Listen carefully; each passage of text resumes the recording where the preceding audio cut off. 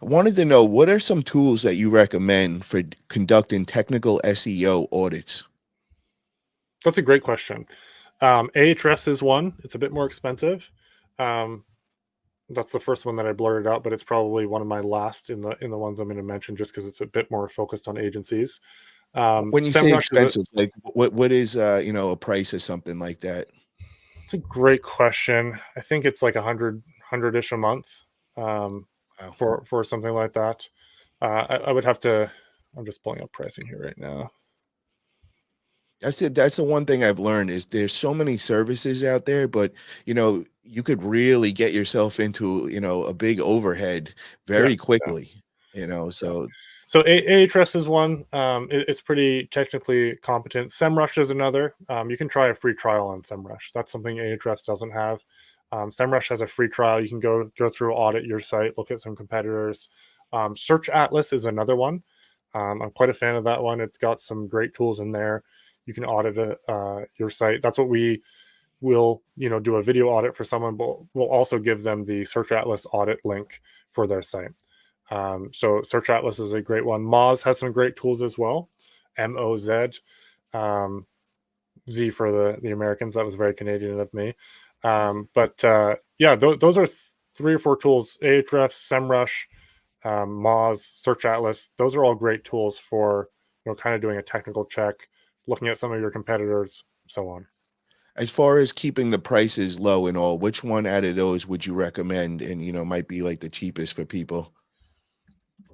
I'm looking at pricing. Again, I'm on agency pricing for a lot of them. I'm just quickly looking at Search Atlas pricing here. Um, Search Atlas is 99 a month as well. I think they have some lower prices. Moz, I'm not sure. SEMrush, I think is.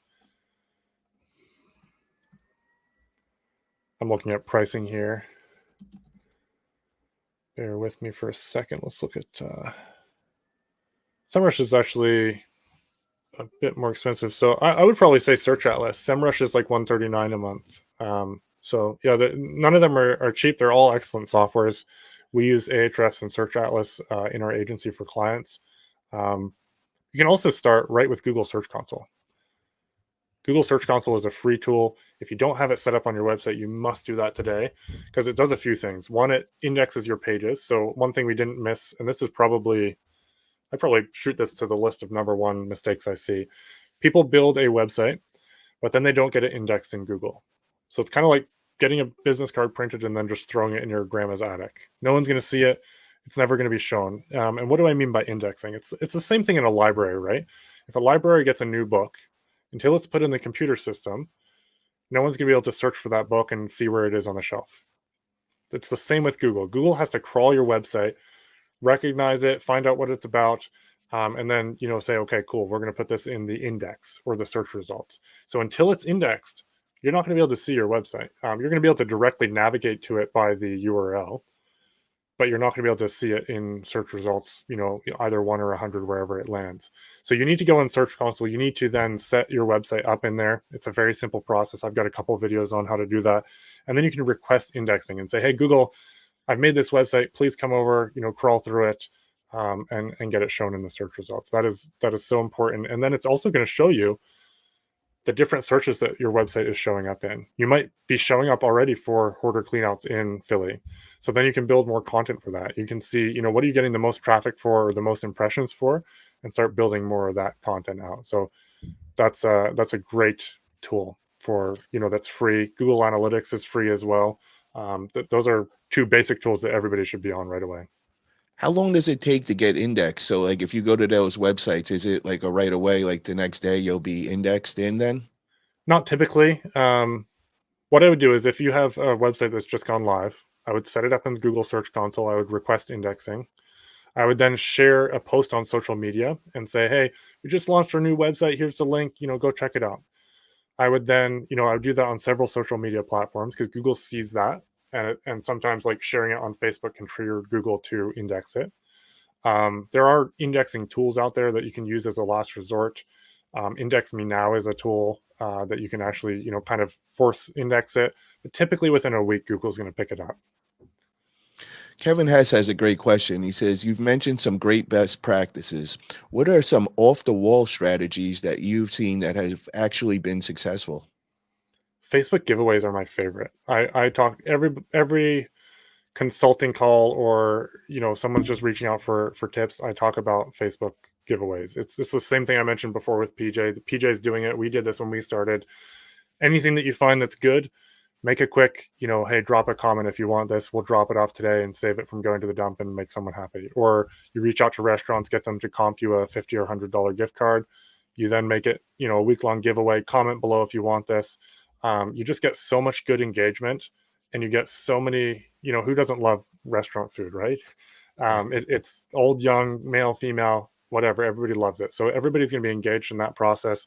Everybody loves free stuff. Those are my two like go-to favorite things. Um, That's that's funny you said that because I actually just hit up Kevin Hess, and recently he sent me out his new book, Leading with Purpose, which I started diving into it, and I'm just like, oh my God, there's just so many great tips in here, and Kevin is really, really good at what he does. So right after I started getting into it, I'm like, you know what? Let me hit up Kevin, and I'm like, bring to the Junk Expo. I'd like to buy 12 books of you, and if you can, just autograph them inside.